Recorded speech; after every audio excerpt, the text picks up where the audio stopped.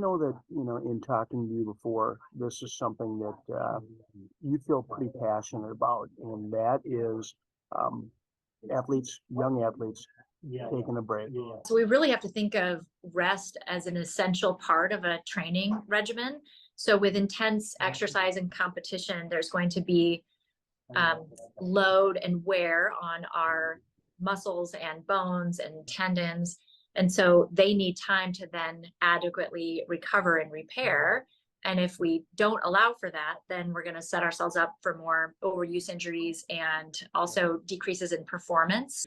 Appropriate rest and recovery is going to help with the physical aspects of keeping your body as adapted and improving functionally, but then also helps reduce mental fatigue and maintains that motivation and enthusiasm for their sport.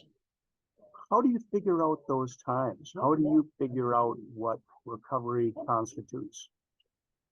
So we ask about their training regimen and look at their exposure hours, especially in young kids that are playing multiple sports and they're going from one to the next to the next.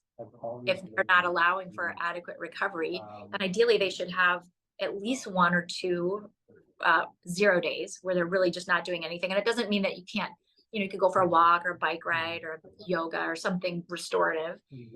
But if they're not building those in, then I really start to think about, okay, how is this playing out in either their overuse injury or their feelings of endurance and fatigue and mental burnout. How does rest and taking a break impact a person's love for their favorite sport or what they do? Yeah, I mean, I think it's like as with anything, if you didn't have the cloudy days like today, you wouldn't appreciate the sunshine, right?